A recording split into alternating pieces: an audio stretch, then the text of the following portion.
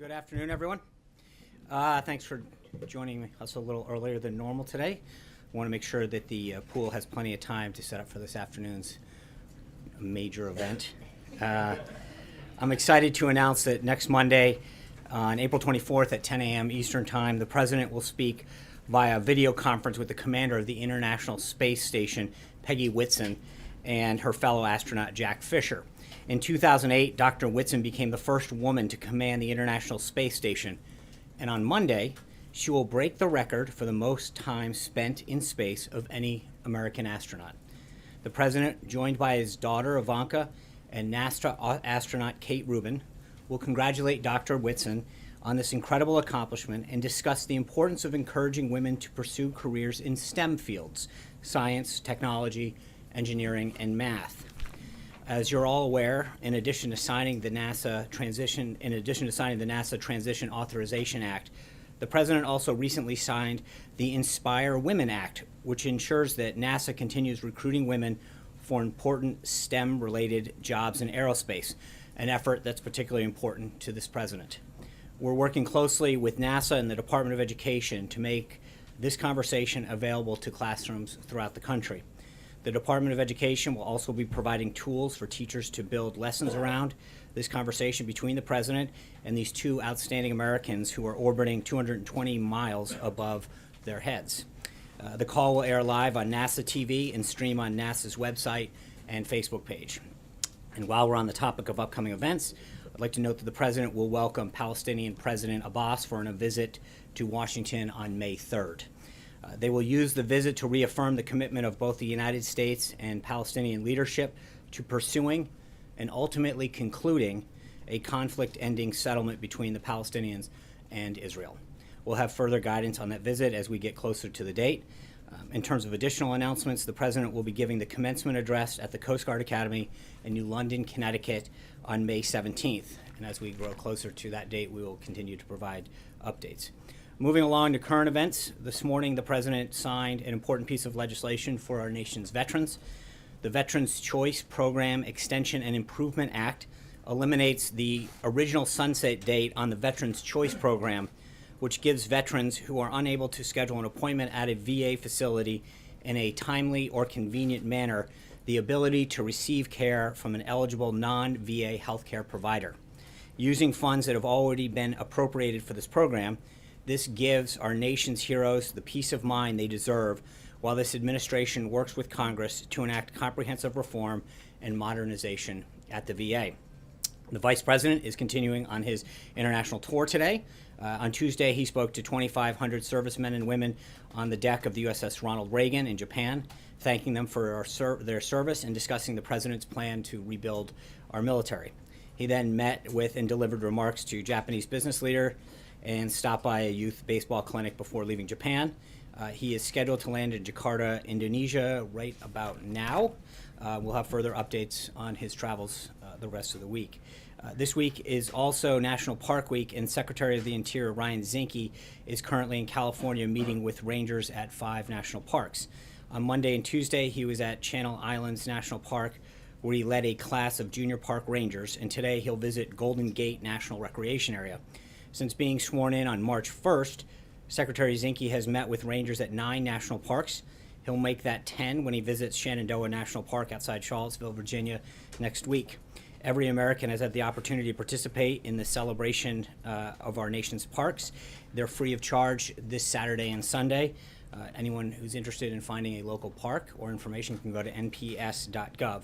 And finally, I know just moments ago the President announced that he will be holding a press conference next Thursday to discuss the progress that's being made on behalf of our nation's veterans. We'll have further updates on the guidance for next week. With that, I'm glad to take a few of your questions. John. A couple of unrelated topics. First of all, Georgia 6th Congressional District. The fact that Jon Ossoff voted 5 or 6 points more than most Republicans thought that he would have. And Lindsey Graham saying this is a wake-up call to the Republican Party, that there's a lot of moderates that are beginning to emerge in the South to a greater degree that the Republican Party needs to pay attention to. I don't imagine that the outcome of the runoff is in that much question, but does Senator Graham have something there that the Republican Party needs to pay attention to changing demographics, particularly in the South?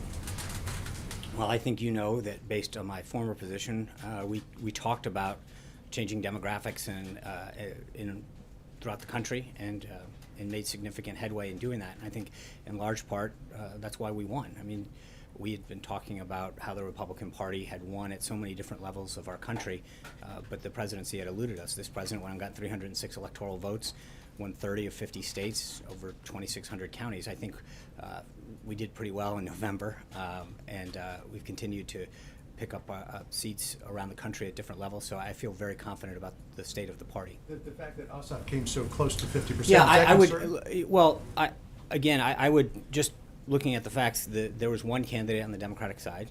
They spent over $8 million on, one that they backed. I mean, and I think when you look at the total Republican vote, it was over that. This is a district that was very close on the presidential level last cycle, and the Democrats went all in on this. They were clear going into this election. They said that their goal was to get over 50%. They came up short. I mean, so at the end, if you look at what his percentage of what it was presidentially, it pretty much tracks. I think this was a big loss for them. The bottom line is they went all in on it. They said that their goal was to get over 50%. They came up short. Unrelated issue.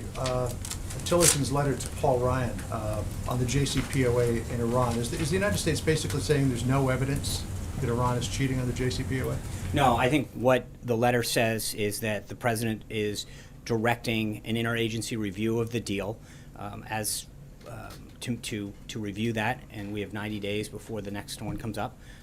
We'll have more, but right now we're undergoing a 90-day review, and I think the statement that the Secretary of State made to Congress very clearly stated that the president is directing the National Security Council to lead an interagency review of the plan and evaluate whether suspension sanctions related to Iran pursuant to the JCPOA are in the vital interests of the national security, of our national security. The letter clearly lays out what the president's going to do to make sure that they're living up to their agreement. Is the president concerned that Iran may be cheating on the JCPOA? Well, again, David Albright, the noted UN weapons inspector, says they're developing a new centrifuge, which he thinks could be a violation of Well, the and I think that's why he's asking for this review. I think that if he thought everything was fine, he would have just allowed this to move forward. I think he's doing the prudent thing by asking for a review of the current deal and what's happening. Thanks, Sean. On the USS Carl Vinson, what happened? Can you take us through the events from the perspective of the White House that led to the miscommunication, this administration thinking that this vessel was thousands of miles away from its actual location? I'm sorry, can you repeat the last part? Can you take us through the events that led people within this administration to believe the vessel was thousands of miles away from its actual location? Well, I mean, PACOM put out a release talking about the group ultimately ending up in the Korean Peninsula. That's what it will do. I think we were asked very clearly about the use of a carrier group in terms of deterrence and foreign presence and what that meant.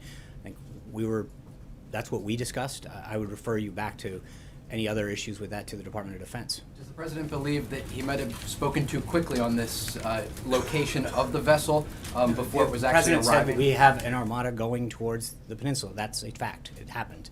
It is happening, rather. Yeah. Sean, I just want to follow up on that. Obviously when the President of the United States says there's military hardware going to a region in the middle of a crisis on the Korean Peninsula, the allies of the United States are encouraged. When that happens to not be the case, they can interpret that as a false encouragement. So how is this White House explaining to South Korea and Japan that in fact during the build-up and the actual DPRK missile launch, there was no USS Carl Vinson off the Respectfully, Korean Jessica, I would Peninsula? ask you to either touch base with PACOM or the Department of Defense. The statement that was put out was that the Carl Vinson group was headed to the Korean Peninsula. It is headed to the Korean Peninsula. It'll arrive there. What's that? It's headed there now. It wasn't headed there Sure, last no, week. but that's not what we ever said. We said that it was heading there, and it was heading there. It is heading there. So that remains. An impression that allies had. But if there's an impression, then that's not. Then there should have been clarification from people who were seeking it. But I mean, PACOM put out a release talking about what its ultimate destination was going to be, and that's where it ended up. Caitlin. Well, why did the administration never clarify? Because it definitely, the intent in media reports was that it was headed there now. and now it's gonna be there But that 2 weeks wasn't, later. with all due respect, that's not my, we were asked a question. Comment on it, though. I know, no, that's not true. What I was asked was what signal did it send that it was going there? And I answered that question correctly at the time, that it signaled foreign presence, strength, and a reassurance to our allies. That's a true statement. You're asking me why you didn't know better. I don't know. That's a question that should have been followed up with either PACOM or the Department of Defense. But the only question that we were asked was what signal it sends, and I think we answered that very correctly at the I time. think it was a little misleading. No one found out about it until a picture was posted on a What do you mean? page. showing where What the part ship is was. misleading? I'm trying to figure that out. We were asked a question about what signal it sent. We answered the question on what signal it sent. I'm not the one who commented on timing. What's misleading is that people thought it was headed there now, and now it's gonna be there weeks later. They thought it was already headed there, and it But wasn't. It again, was doing that's, an exercise before I it was understand going the there. question, right? But what I'm getting at is, it was announced that it was going. It will be there. We were asked simply a question on that. I think all other questions should be asked of the Department of Defense. John. Thank- Thanks a lot, Sean. Earlier today, China's foreign ministry spokesman said that China is increasingly frustrated with North Korea. And North Korea, you may have seen it, put out a simulated video over the past 24 hours, which shows its missiles attacking, destroying an American city. What's the American White House reaction to that video and also to the comments by China's foreign ministry spokesperson? Well, the first part, this isn't the first time that North Korea has put out propaganda tools, and I don't think we're going to comment on every time they put out a piece of propaganda. Second, I think it's encouraging to see China continue to move forward and join us in this effort to control North Korea. I've commented before, I think that the relationship that the president started building with President Xi down in Mar-a-Lago is clearly showing some positive signs. China continues to have both economic and political influence over China, and so I think it's important to see them heading in this direction. I think it's a very positive sign to see them play a larger and larger role. I think it is in everybody's interest to contain North Korea's actions. John Gizzi. How strong Yeah. is that influence? I'm sorry, John. How strong is that influence, though, if the foreign ministry spokesman for China, which the president is depending on for this particular incursion, is saying that he himself, that China itself, is frustrated, increasingly frustrated with the North Koreans? Well, again, I think from an overall diplomatic sense, I think it's a positive to see China continue to take positive signs aligning with the position that we have on this. That's a positive thing. I think that time will tell, but I think seeing a unified effort to contain North Korea's threat is a positive step to protect not only our national security interests, but those in the region. Sorry, John Gizzi. Thank you, Sean. A few weeks ago, I asked you about the president's upcoming visit to Rome and whether or not he would have an audience with this Pope. And I pointed out that this is something that's a part of modern history, going back to 1959, when President Eisenhower had an audience with Pope John the 23rd. You said it was something you'd definitely be in favor of. A few days ago, the Financial Times reported that sources within the administration said this was very unlikely to happen, and that for the first time since nearly 60 years ago, the president would not have an audience with the Pope. Yeah, Why? So right now, at this time, obviously, we headed to both Brussels and Sicily. If we have updates on the schedule, and we're still plenty far away, I'm sure that we will let you know about any additional stops. But Are you in touch with the Holy See about? I appreciate the effort, but I think until we have an update, I'm not going to go there. Francesca. Sean, back on Iran and the State Department's letter to Congress, there's been some talk about stricter sanctions on Iran for the ballistic missiles tests that it's been conducting and state finance of terror. Are you concerned that tougher sanctions on Iran would violate it to motivate it to violate the nuclear deal?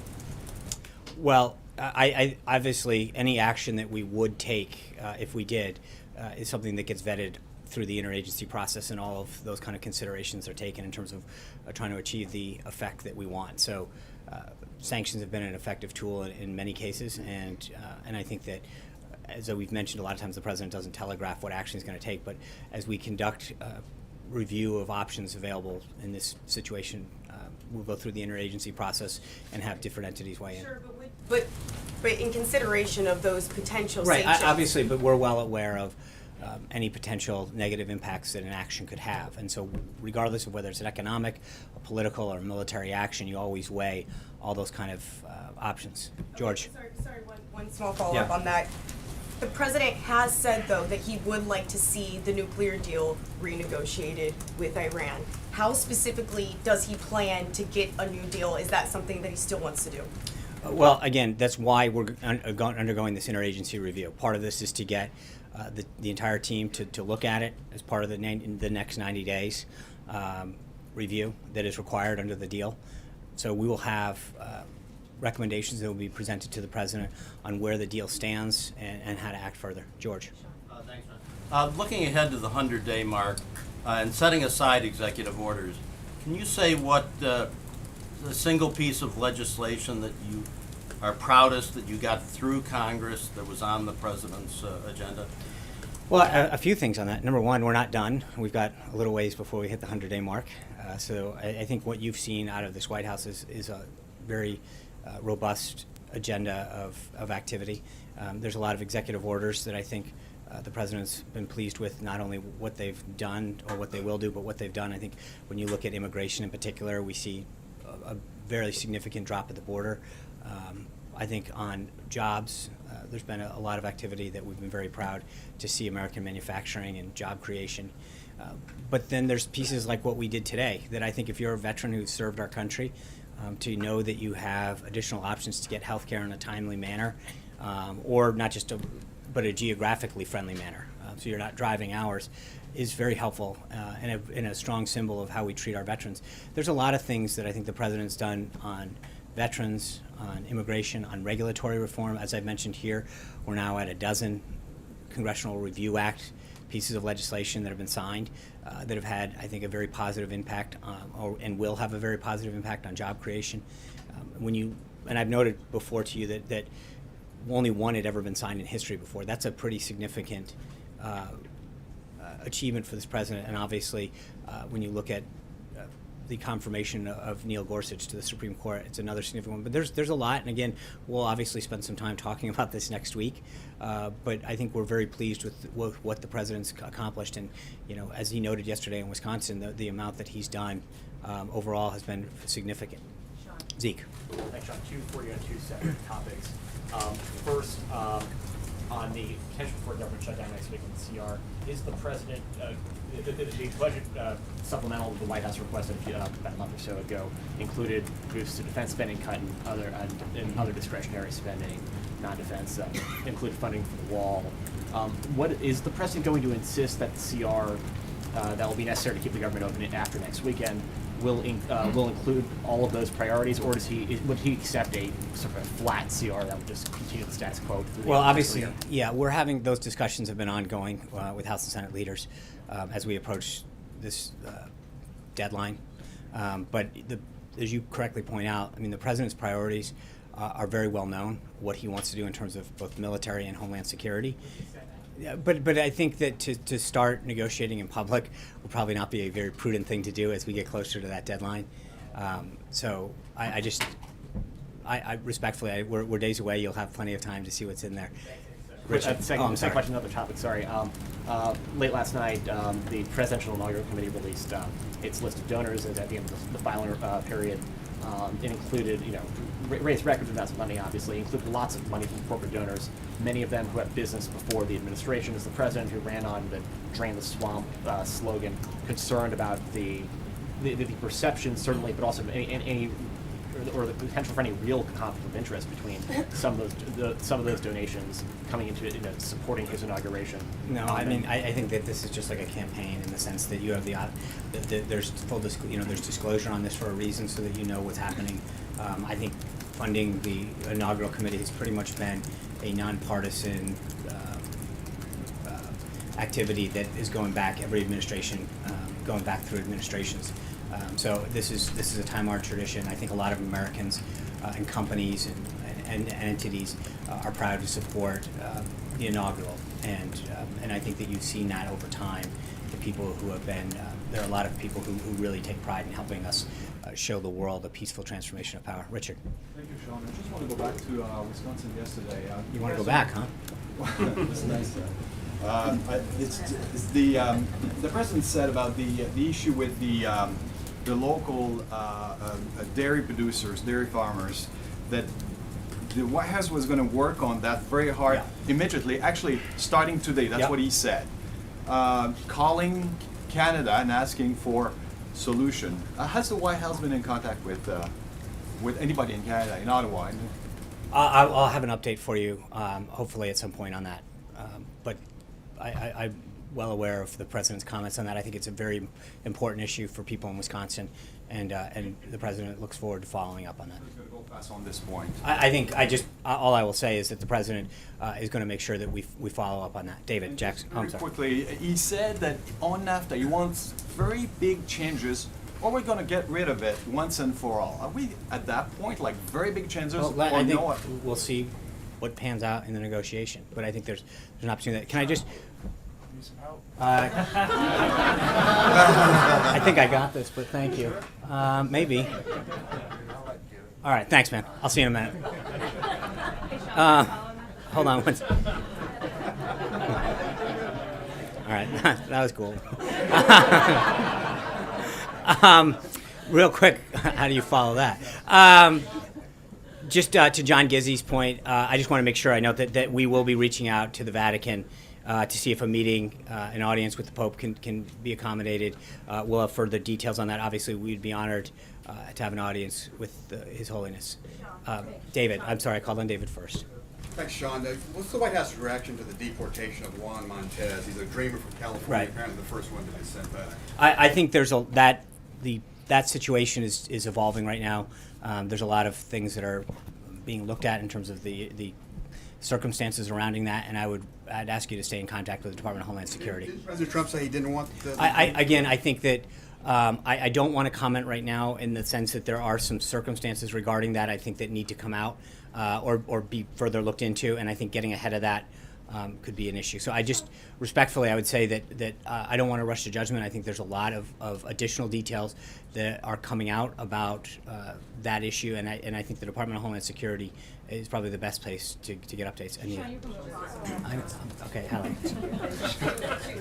Two topics, and one of those is a follow-up, but I want to ask about Georgia 6 here. You can ask Rob. Two quick ones on that. Is the president planning to campaign for the Republican challenger there? Will he go to Georgia to get out the vote? I don't know. If needed, I think the president's going to make sure that he does everything he can to maintain majorities and further the party, but we'll see if we're needed. Is he expending too much political capital on a race that Republicans should be winning easily? Well, it's interesting. I thought that some of the coverage was a little intriguing as I watched it. Suddenly, the Democrats went all in on this race. They spent over $8.3 million.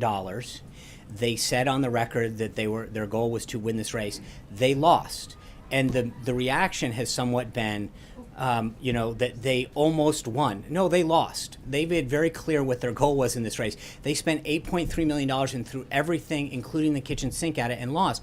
And so, 2 months left, though, right? no, not in terms of what their stated goal was. They said that their goal last night was to win the race with over 50%. They spent $8.3 million. They didn't run for a runoff. They ran to win last night, and they lost. And so anything short of describing that as a loss is sort of inconceivable to me in the sense that that's literally what they said their goal was to do. And they said, we want to win Tuesday night with over 50%. They came up short of their goal. They put all the money that they had in there, they put all their firepower, and they came up short. So it's a loss. And there's no other pick. Mara. Can I just follow up on David? I just have that second topic for you on deportations, and I'm not speaking specifically about this case because I understand that you're referring over to DHS, but there seems to be a little confusion, so if you can clarify, what is this president's position on undocumented immigrants living in this country who have not committed serious crimes? I think the president's priorities on immigration have been very clearly laid out. First and foremost, he wants to make sure that people who have committed a crime or pose a threat to public safety are dealt with first and foremost, and that we would continue to address immigration going forward. So That's what is the and I guess my question is and- those who have not posed a threat. Right, and or I are not think that, perceived as posing a as I threat. said, I mean, the goal and the focus has been on people who pose a threat to national security or in some other way in violation. But these cases have come up, I people who have understand. not posed a threat. So But- I guess but there's that's- I- even again, Jeff and I would- Sessions said it was confusing I today. would respectfully suggest that in this particular case, the facts are not completely out yet, so I'd rather not jump to judgment on what's happening. There's also Ma- a case in Ohio, so I I'm not trying to understand. belabor the I- point. you There are are. other instances. Mara. Thank you. I just want to get a little more clarity on Iran. Mhm. Is it the president determined to pull out of this agreement, as he promised during the campaign, or will that decision be determined by this review? I think part of the review, the interagency process, is to determine where Iran is in compliance with the deal and to make recommendations to the president on the path forward. So he might or might not decide to pull out. I think that's why you undertake So this is up in the, this decision has yet to be made, that's why he's doing a review. because that was a campaign promise. Right, and I understand it, and the point that I'm making is that he asked the interagency team to conduct a review, as the secretary laid out in the letter last night. Anita. Sean, two questions on one issue. My colleague who's currently in Colombia has learned that the president met with two former presidents of Colombia last weekend in Mar-a-Lago, and I think it was set up by Senator Rubio's office. And so I had two questions. One, well, first, some people there are saying that it's to undermine the current president's visit next month before he comes here next month. So two questions. One, why was that not released publicly to the press, to the pool at the time? And secondly, can you talk a little bit about the point of that visit, and do you all stand by the Colombian peace? Yeah, I'll be glad to look into the circumstances. I don't have anything for you at this time, so I will get that something and then read it out. Saying that didn't happen? No, I'm just No. saying I'm unaware of the that So can you get back to me on the policy can, issue? and- But why not release that if that's the case? because again, I don't know that it's the case, and so until I know, I think it would be tough to answer the second question. Thank you guys very much. We'll have an event for you tomorrow. We will make America great again.